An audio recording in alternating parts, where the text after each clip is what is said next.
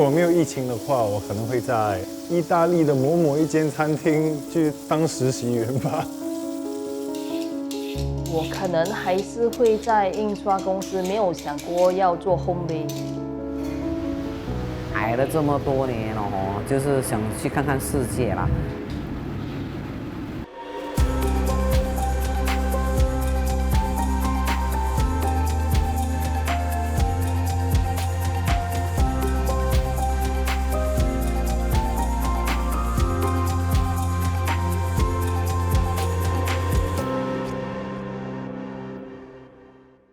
Hello， 大家好，在疫情期间，记得除了吃好料之外，得多多照顾自己的身体哦。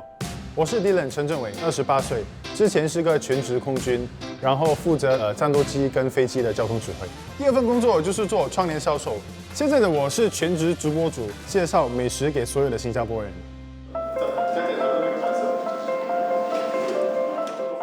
每逢星期二傍晚，8耶利巴的这个工作室就会转换成一个直播间。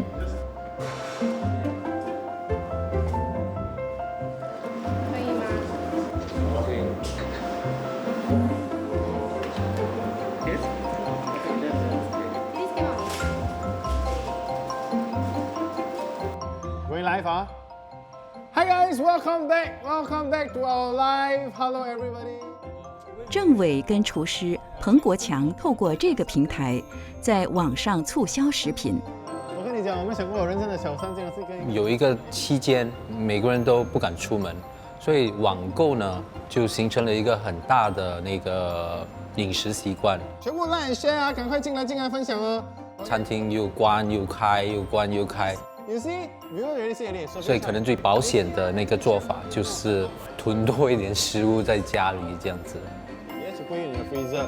Lindsay Lim, Chef Bang, she give you a better idea. 疫情之前，我们已经开始直播，可是那时候的销售还有流量率就没有那么高哦。在疫情的时候，那些供应给餐馆的那些商家。因为餐馆不能开嘛，所以食物也是堆积在那个储藏室那边，所以我们就通过这样子的方式，不如我们把这些很好的食材通过直播的方式卖给在家的消费者，然后没有想到那个反应真的很热烈，就几乎是涨了5、6倍吧，就平时可能是100-200人，可是最火的时候到1000多个人都有。你这个后面可能要放那个沙包，会倒霉。政委原本经营活动策划公司，因此有机会接触到网上食品销售平台的负责人。我们要尝试的时候呢，就说我们找谁来做直播？那我们就想，明星一定很多人看，可是我们又请不起明星去做这个直播，对不对？每个人就看着我，他说，不如你来试。明白。我从小跟吃蛮有缘分的，外公公公公都是厨师嘛。我记得我是7岁那一年就煮了自己的泡面，万万没有想到自己有一天真的是变成直播卖吃。Coriander and market is $18 per kilo， 哇，贵死了。Next to the drawing, the 3D and whatever。他到那边啊。国强是政委美食直播的常驻嘉宾，本身是位法式甜点师傅。2020年6月，疫情不断变化之际。因为店面租约等因素，国强结束经营了9年的法式甜点店生意，改当美食顾问，同时经营客家面摊。我们刚开的时候，其实业绩是很好的，然后新的条例出来，我们就往下跌了，整个食阁都做不起来，我们被迫搬迁。大概5月的时候，就完全不可以有堂食，我们就想还可以怎么样去补贴我们的收入。Okay, now let's take a look at this steak. Can we pin up this beautiful steak? 网络销售也是看整个大情况。You know, like Chef Bang 卖的东西全部也是他自己。不可以堂食，网络销售就会比较好。如果说很像现在已经开放了，那个网络销售就会降。那个叫什么？新化。不过整体来讲，还是一个 additional revenue。Yeah, I serve for you 啦。Why? Okay, Chef Bang 带很香，那个随便吃。在镜头前品尝各种美食，看似一件美差事，各中滋味却非常人所想象的那般。いただきます。试吃是非常重要的一个环节。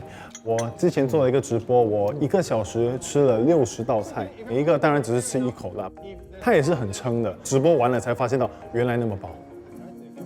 So I got a smoked RBQ pork sausage. 我就会跟很多厨师啊，还是那些供应家，他们会教我食材的一些知识。然后我就发现到猪肉不只是猪肉哦，它还有分西班牙猪肉啊、北海道猪肉啊，然后每个猪肉的特征是什么？郑伟观察到，网购食物的顾客多数对食材品质相当讲究。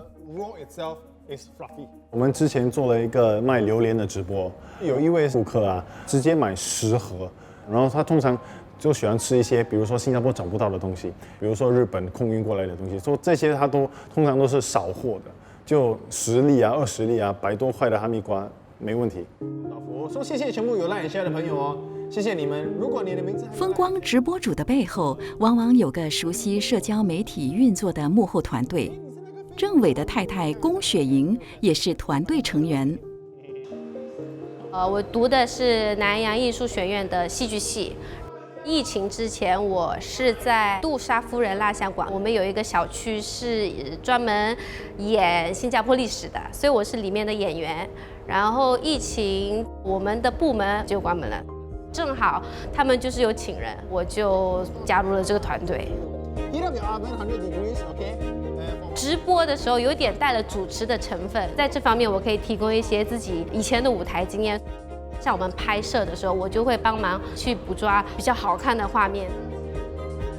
这个你垫得太高了。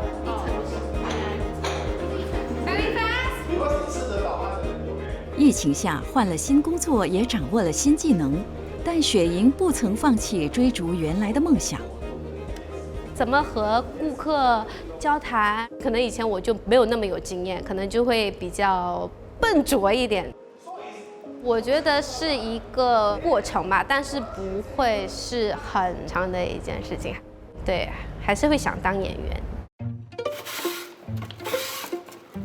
我从小就是很喜欢煮菜，所以是因为疫情的关系，让我有时间发展这个爱好。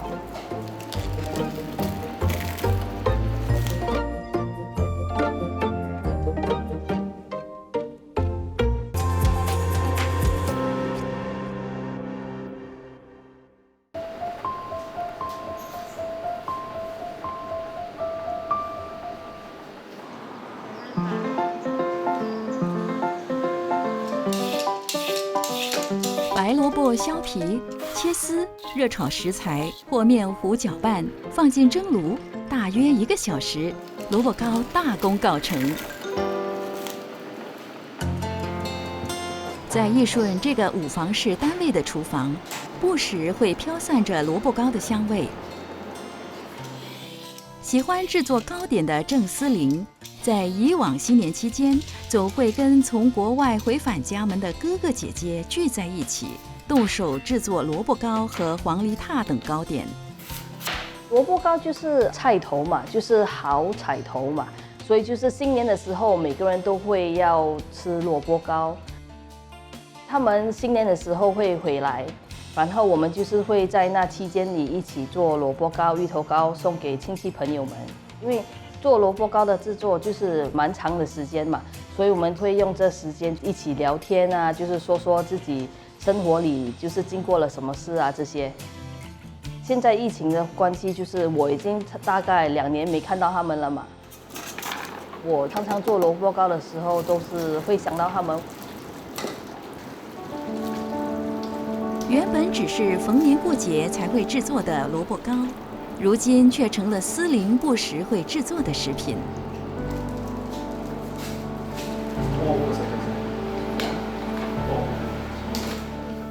思玲原本在丈夫的印刷品设计公司帮忙，2年前冠病疫情发生后，生意大减，她开始了在网上销售萝卜糕的家庭式生意。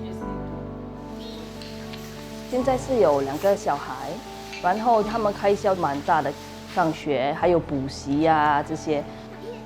因为 event 这些都 cancel 了，学校的 event roadshow 一律就被取消了之后，我们生意就被影响了，大概可能50到80%。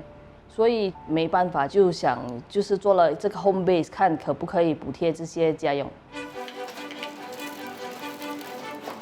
经营居家烘焙糕点生意会碰上及时送货的困难，所幸疫情期间，身边的朋友成了好帮手。房地产经纪洪启祥是思玲先生的好友，平日在带客户看房子之余，也会帮助思玲送萝卜糕。封锁的时候3个月完全不可以看房子，完全不可以接触人，完全什么都不可以。这个疫情方面，每个人都受到影响了，所以他做了萝卜糕，我帮他送，然后还可以赚取一点车马费，然后可以补贴一点家用，其实也是一个很好的出入了。你好。我们有蛮多朋友嘛，他们有些是 Grab driver、property agent， 他们也是有小孩，所以我们就说，既然我在做萝卜糕，不然就跟他们合在一起，就叫他们一起送货啊这些，所以也能帮助他们。思玲家里有4台大冰箱，冰箱除了储存售卖的萝卜糕，还有其他的用途。我就是在 lockdown 期间才知道 group buy 嘛，邻居们就会一起建一个 group chat， 我们可能会一起买鸡蛋啊，每个人一起买，能省 delivery fee， 有时候又有折扣。就是因为常做 group buy 这些，我就会有比较多冰箱嘛。2年下来，思玲的萝卜糕逐渐在网上建立起口碑。如果网友向他要萝卜糕食谱或请教制作方法，他都会大方地跟对方分享。现在很多人都是在做 home base 嘛，有些卖 cookie， 有些卖蛋糕啊，为了就是生存嘛，他们要帮助补贴家用这些。我觉得能帮就帮，所以是没关系。如果要告诉他们怎么做。佳节期间，思玲的萝卜糕订单一天可高达上百盒。先生柯明腾也会暂时放下手上的工作，帮上一把。I'm still running a design company, so I usually do the artwork, I do the photography for it, I do the write-ups, I will take orders here and there, liaise the logistics on delivery. Every time it's a new product, I'll taste like maybe 20 or 30 times of it, then we try to improve and everything. So that's how I help to eat. 在先生明腾的眼中，疫情意外地为太太开启了另一扇门。She loves cooking This really let her go creative on what she want to do with this, and I think she loves it.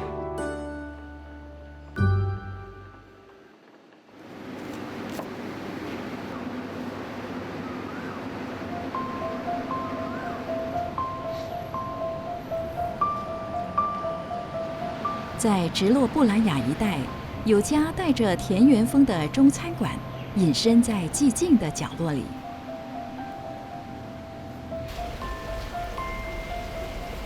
71岁的岑自勉和太太陈焕玲从事餐饮业已经有20多年。2022年，餐馆迎来了冠病疫情中的第3个农历新年。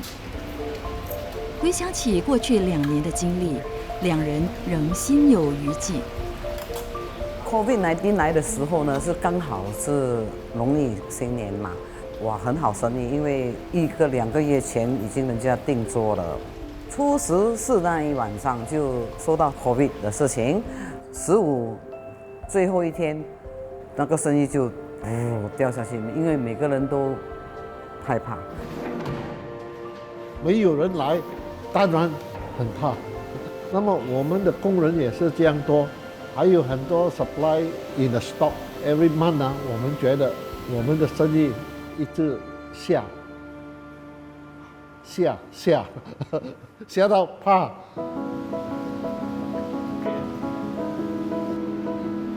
餐馆顾客流量大为减少，夫妻俩不得不开始提供外卖服务。很多人都是 stay at home 啦，所以人家就会在家里是哎呀，不要煮啦，那么麻烦啦，就叫便当。岑家小女儿26岁的岑慧莹，原本还在考虑是否要出国念书，冠病疫情让他决定留在新加坡，与父母共度时间。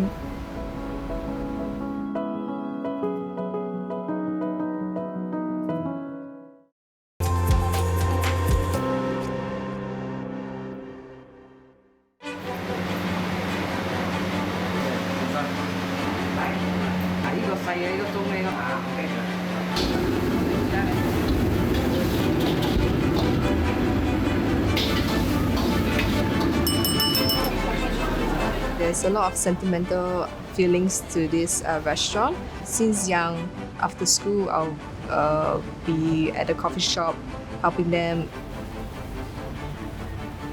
With the business slowing down, we definitely faced financial issues. That meant that we had to take up bank loans, and that definitely did stress my parents out. Knowing that my parents are not technology savvy, I thought that that was an opportunity for me to help them on how to get on board to push our online platform. 父母起初对网上外卖服务仍有几分顾虑，慧莹花了一番功夫才说服两老。要是说加起了这些费用来讲，就很难有利润啊。尤其是节日啦，有司机他们送不及啊，就有顾客打来追他们的食物，我们就自己去送哦。有试过一次送到去巴西利斯啊，回来2个小时。I just thought that we had to just try it out first because at the point of pandemic, that was our only option, which is delivery.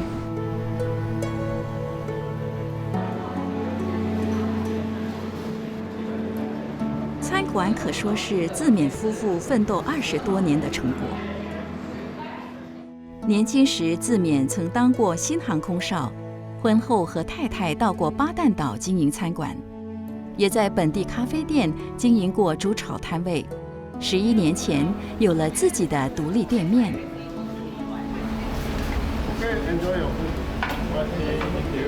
正因为一切来得不易，两人在最艰难的时刻也未曾想过要放弃。我很多同行都生白期了，20多年的心血，我不想这样就放弃啦，所以我就坚持走下去啊。那最近生那家卖的好起来哦，开了5个，你看你现在也是 enjoy 吗 ？Just pray that I can survive。你问我有没有想到不要做？我不敢去想这个不要做，因为做了这样多年啊，没有想到好像 white flag 这样。你要 survive 的时候，你就找很多办法来做你的生意。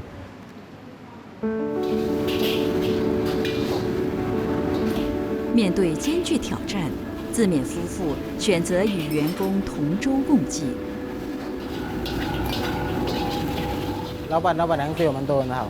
疫情期间哦，没有得回去，他都租房子给我们，因为租房子就可以省掉一些负担了嘛。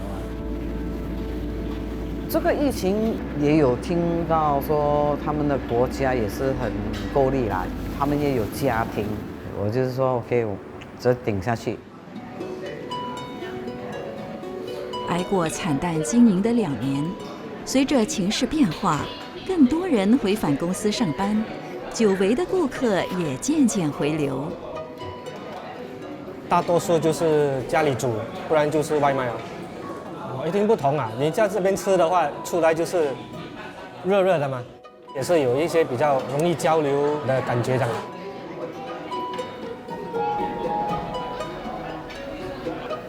进来看到很多人吃饭，感觉是很好很好。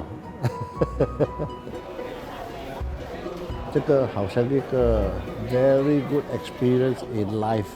我们知道困难是什么原因 ，how to overcome， 这个最重要。多变的冠病疫情，考验人们的韧力和应变能力。许多人在逆境中上了宝贵的人生课。投身美食直播行列，2年下来，政委和国强有了不同面向的成长。政委有机会学以致用，磨练自己的口才。在做空军的时候呢，你就得非常非常专业，因为交通指挥嘛，没得说错的。做窗帘买卖、做销售的时候，每个人的要求都不一样，所以你就得看顾客来变通。在做直播的时候，就又有专业，又有一个能随机应变的那种感觉。厨师习惯躲在厨房里，不需要抛头露面面对顾客。疫情却改变了原本个性腼腆的国强。这个是 live， 在镜头如果说错话啊，还是在那边咿咿啊啊的，就很尴尬嘛。最后呢，就是想说，如果我不做的话，真的是没有一个 alternative 了，所以就硬着头皮去尝试一下。Then become like a semi-locking 感觉。人生就是应该尝试，多一点嘛。我没有做过 live， 不代表我永远都不可以去做。销售萝卜糕为一家带来了生机，但思玲无意扩大生意规模。他对现状感到满意，希望继续拥有宝贵的亲子时光。我就是大概凌晨3点，孩子睡觉了，我才开始做萝卜糕。这样的话，我就还是能陪孩子啊这些，但是还是能做萝卜糕。以往啊，我们有很多的时间，我们都是去想赚多点钱啊。现在我们就会感觉得到，哎，生命是很珍贵的，人与人之间的关爱会表露多一点啊。明天会更好。